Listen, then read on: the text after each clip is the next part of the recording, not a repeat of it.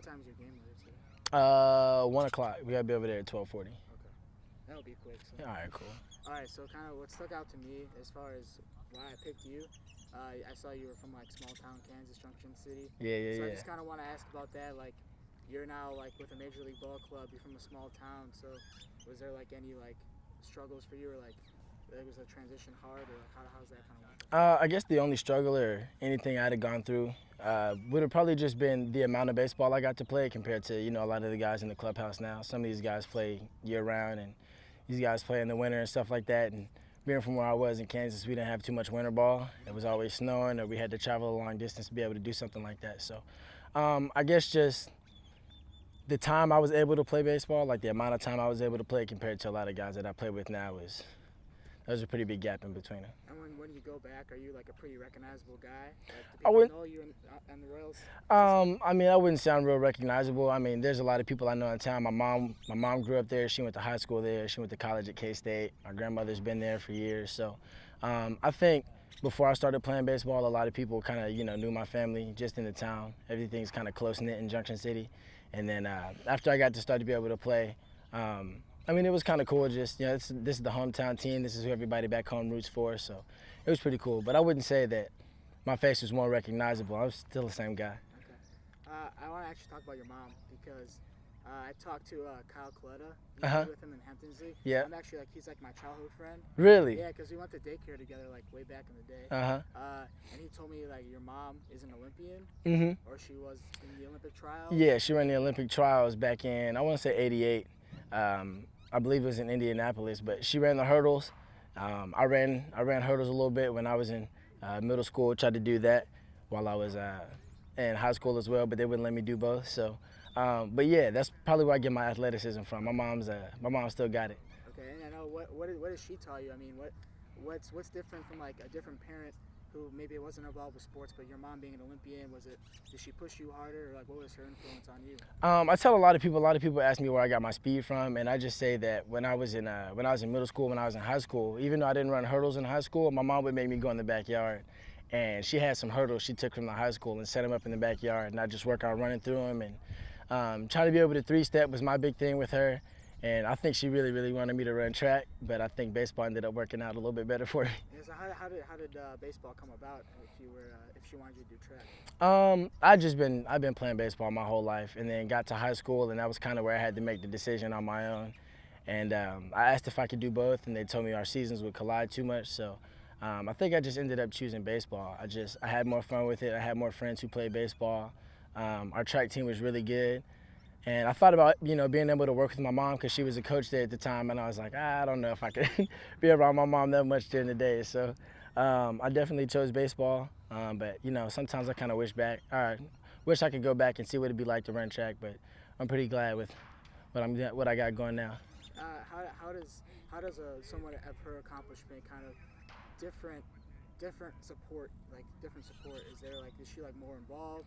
Is she like kind of laid back? Is she always like on you about stuff? How does that work? I think when I first started, when I played college ball, when I left Junction City, she was on me a lot. She was just, hey, you got to do this. Hey, you got to do this. Got to focus.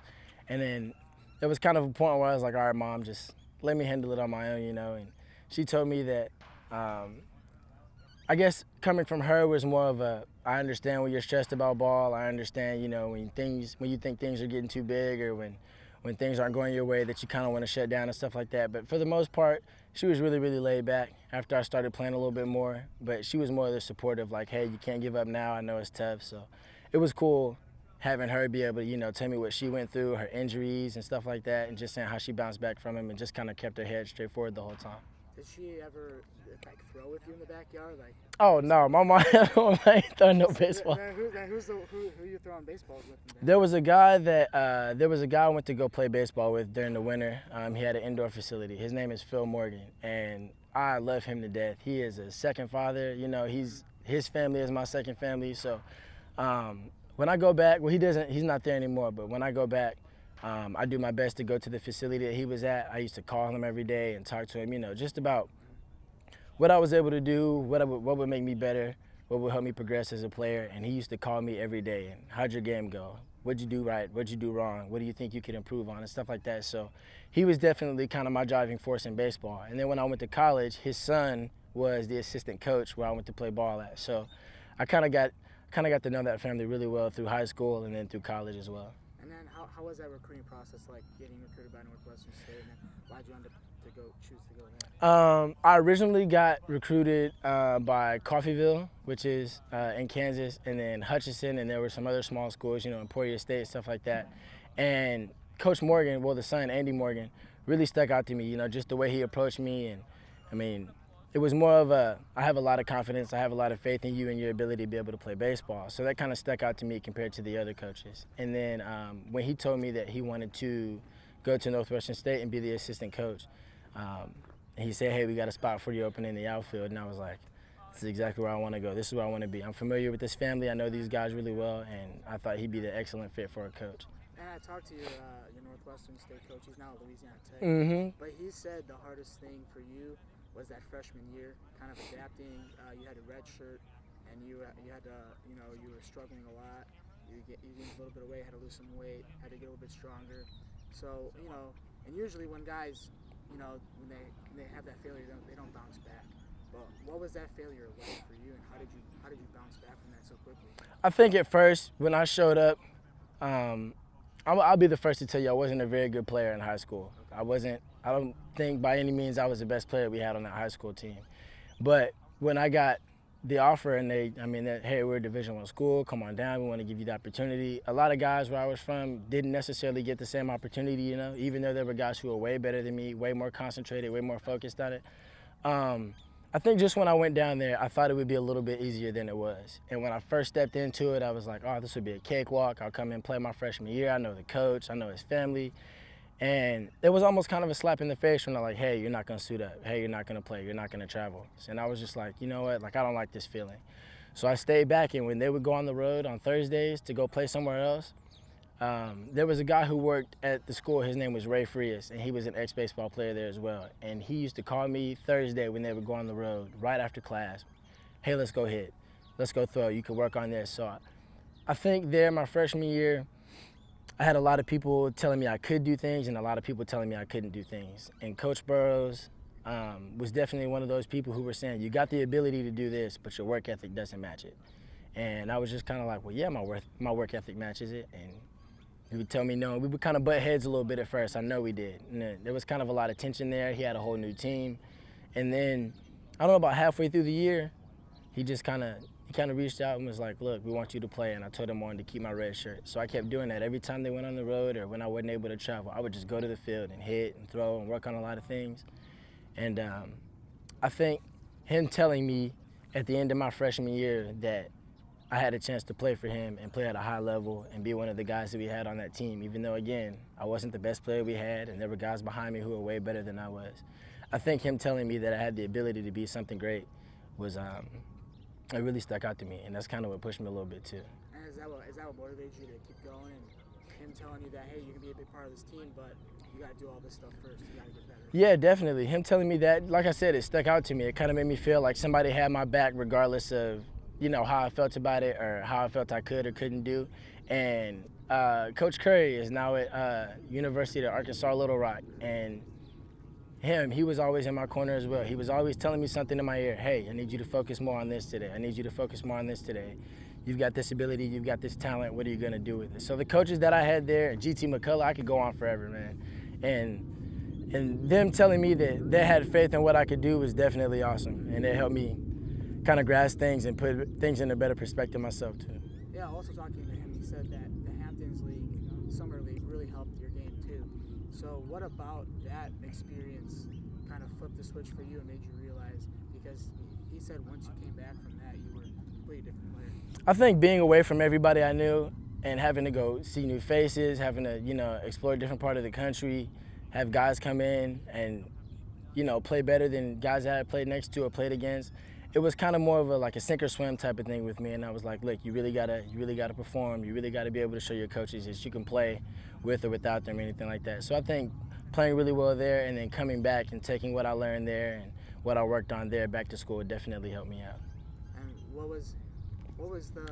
did it help you at all to go to the Hamptons Champions League as far as like transitioning from into that college game too? I think it did, definitely. Some of the guys up there were, freshmen who started, freshmen or sophomores, who had been in their second year of school and stuff like that. So going up there and seeing that competition and then coming back and knowing that I was able to play with the guys next to me was more of a confidence thing, I went up there not too confident about my ability because I didn't play my freshman year, and a lot of guys that I played with did.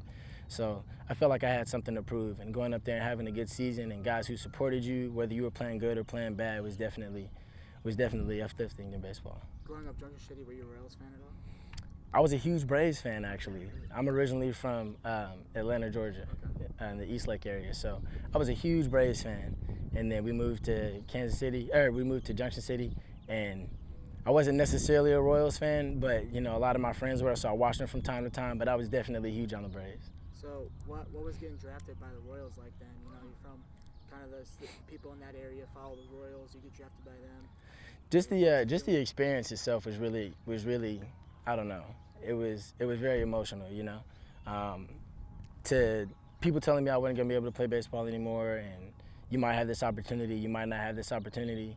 And there were guys I played with who hit way better than I did, and they didn't get picked up. So I guess I didn't necessarily, stick around and think about it too much. I tried to keep my mind off of it and just do what I could do to help our team win. But when I got that phone call and they were like, hey, I want you to come play ball, it was just, I don't know. It was kind of like a weight lifted off my shoulders, but at the same time I still had that chip on my shoulder, to prove people wrong who told me I wasn't going to be able to do it.